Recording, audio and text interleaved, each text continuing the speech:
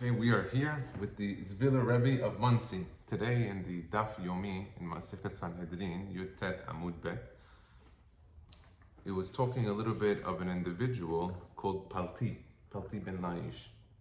So the Gemara tells us, Kitve Palti ukitiv Paltiel. They called him two names, Palti and Paltiel. Amar Rabbi Yohanan Palti Shemo. So that was his name, Palti. Ve'lama nikra shomo Paltiel. Why did they add the aleph and the lamed? Shepelato el min ha'avera. Okay, God helped him to remove himself from the avera. Me'asa, what did he do? Ni'et herev beino lebena. Amar kol ha'osek bedavar ze yidaker beherev. Whoever is going to be mit'asek with this, he will be slain by the sword.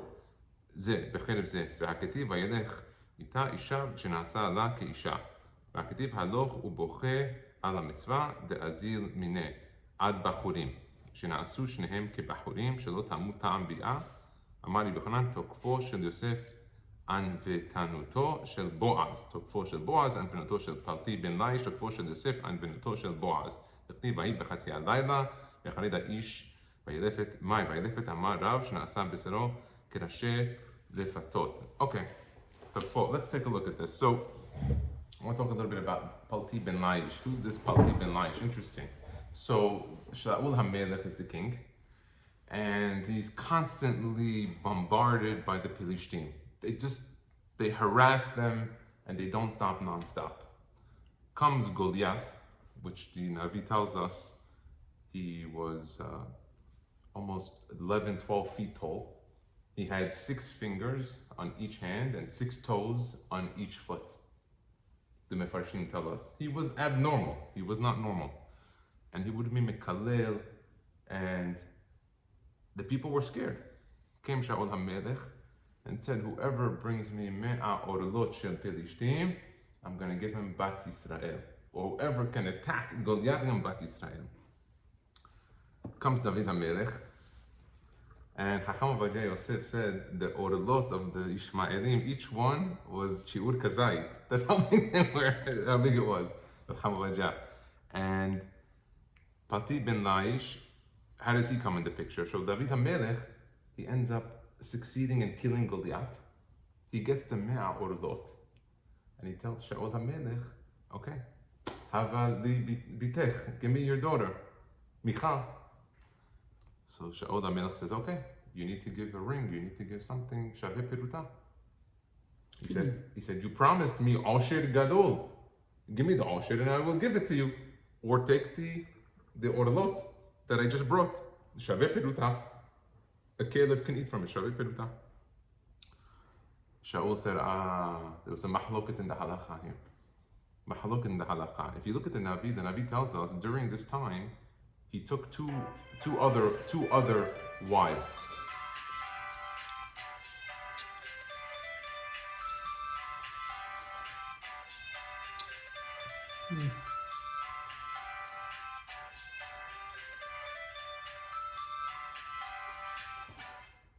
He said he took with him 2 other wives.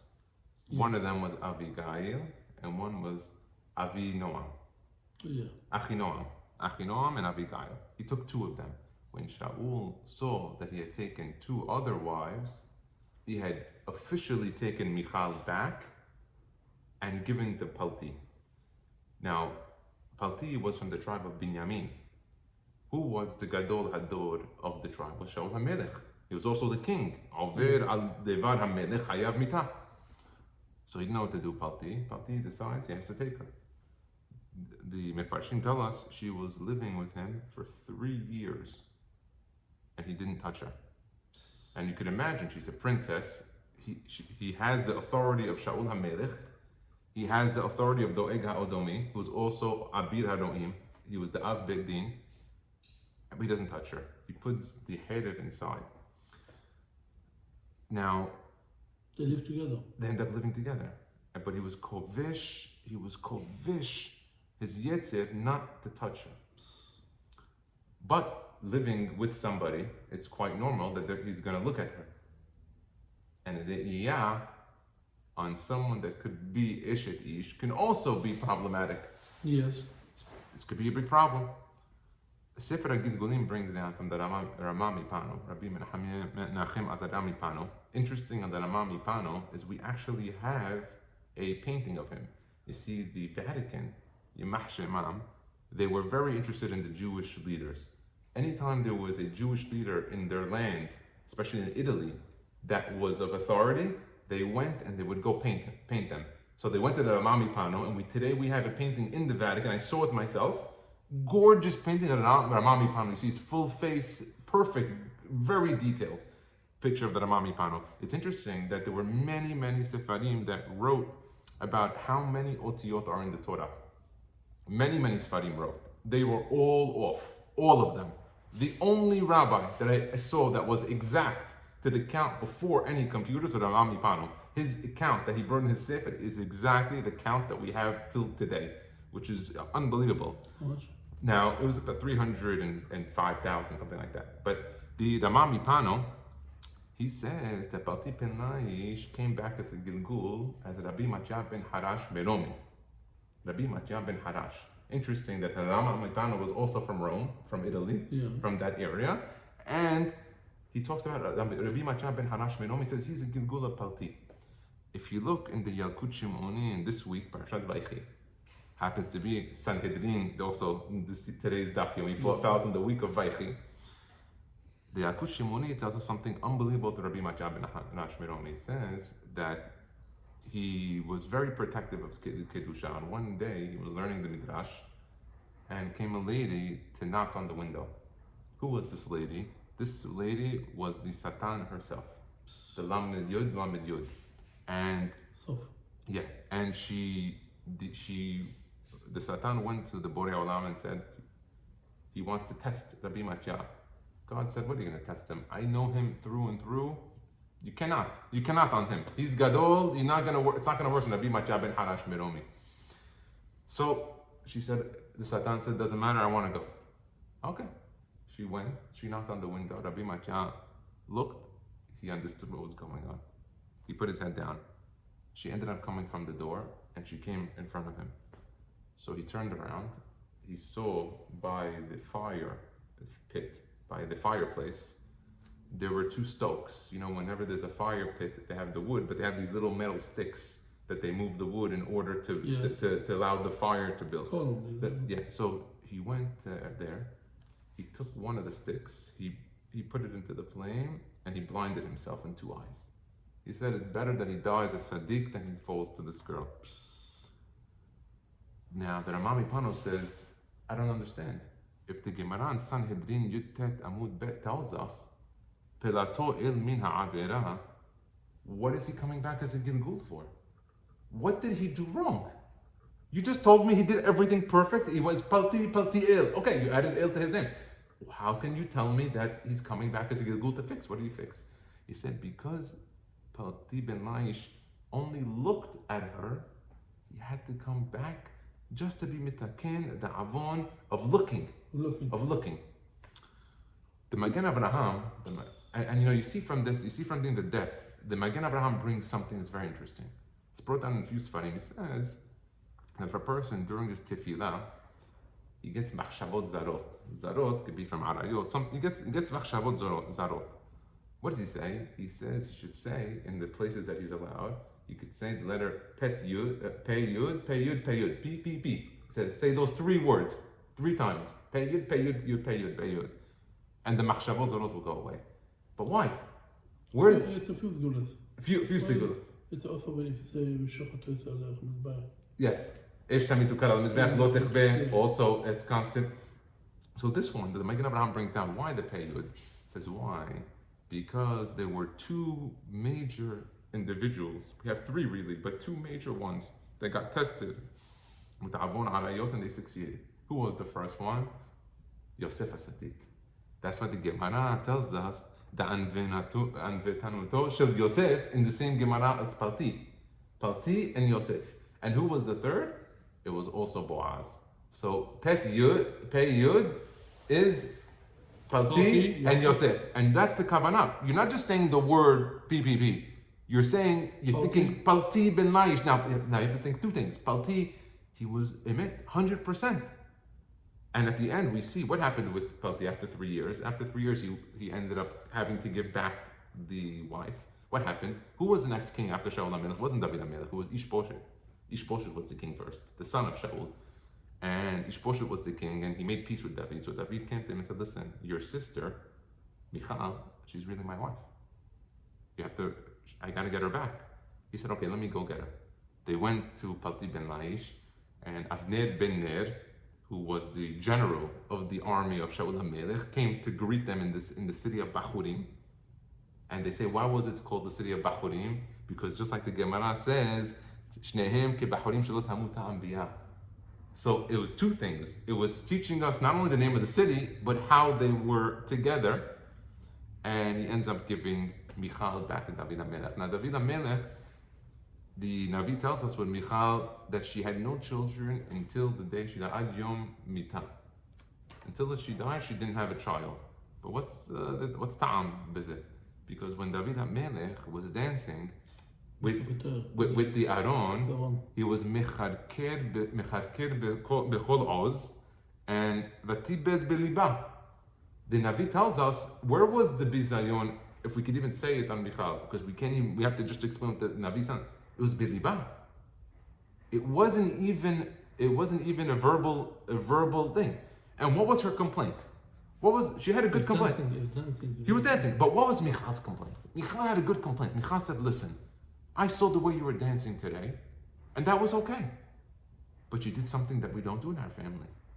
It says on Shaul HaMelech, they were so sanua, the family of Shaul, nobody ever saw not even the pinky on a hand of the family of Shaul HaMelech. You know what that means? That means whenever the family of Shaul would walk, they walked in a way that their garments would cover everything till the bottom of their hands. You were not able to see any part of Shaul HaMelech's family. That included the sons. It included the daughters. They all wore long dresses all the way to the floor. And she tells David, when you were dancing, we were able to see a little tiny bit of the ankle. We saw 1 inch of the ankle.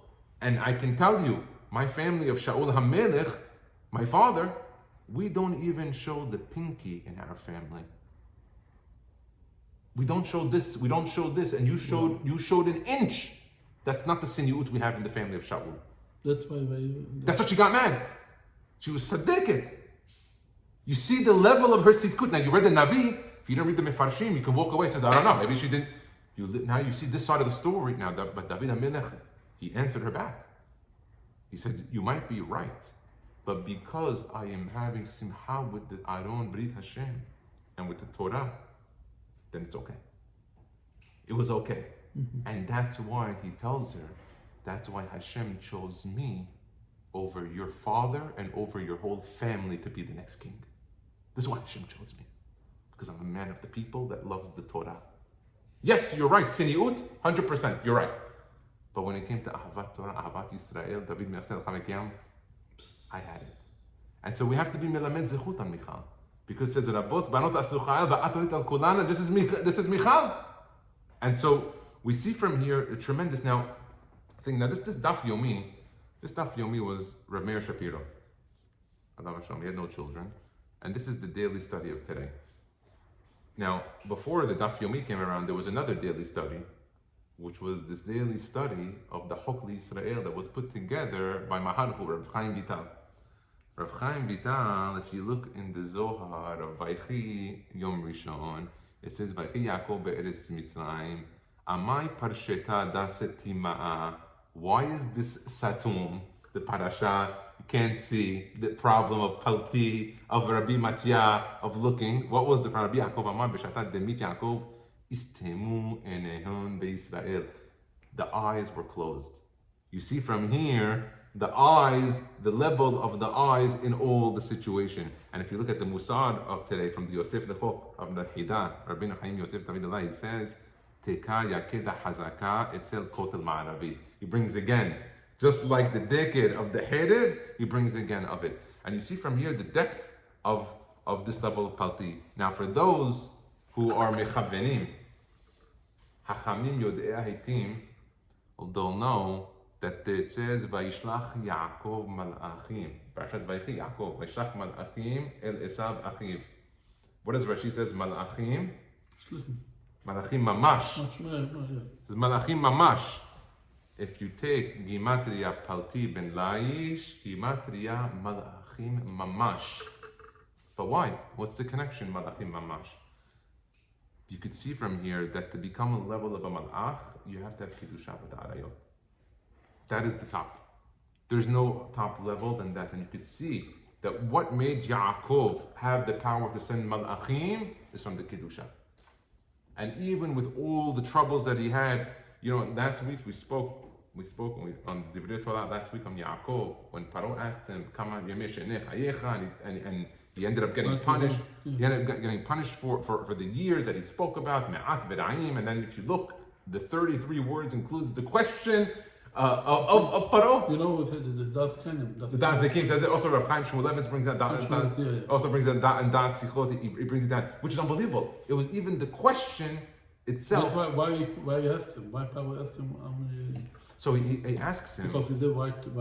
He was so aged. Now, why was it that we were the only people that had white hair? Yeah, we were. Because who was the first one who played for Zikna? Avraham. He said, "You're going to have me and my son look the same." Avraham prayed the first for Zikna. He was the first one to get white hair. So the only family that existed in the world, the first family that had white hair and looked aged, wrinkled, were the Jewish people. And you see from Yaakov, when he goes to see Paro looks at him and says, "You look just like your grandfather Abraham, but so aged." There was two things. He was not only asking him about his age, he was saying, the Sigula of your grandfather, what he prayed, it's unbelievable. Look how it came out even in the grandson. And you can see some of the sodot here that are found in it. And I think this is It's very interesting. Why Yaakov said, how come we say so Yaakov was very, very smart. Whenever he spoke with people, he always wanted to defer Ayin Hara. What happened with Yosef? Yes, but Haro doesn't know that. So that's what he knows. When he speaks to Esav, what he tells Esav, Vayhi shor, v'hamor, son, ve'eved v'shivcha. Why 5? He gave him chamesh, to stop the Ayin Hara. And if you count how many animals he gave Esav, 550 animals he gave him. If I'm not mistaken, it's 550. Why 5 also? 5 is keneged the ayin, to stop the hand, to stop the ayin. Yaakov sees Paro. He knows already what he did to Yosef. He tells him, "Yosef, I heard you're a very big dream teller. Ish kipitron halamo patar. You're very good." He tells him bil'adai. He stops him right away to tell him, no, it's not from me. It's from the Borei Olam. So Yaakov, he saw Paro. He's putting ayin haran, and he says to him, "Oh, you're a very old man, very old."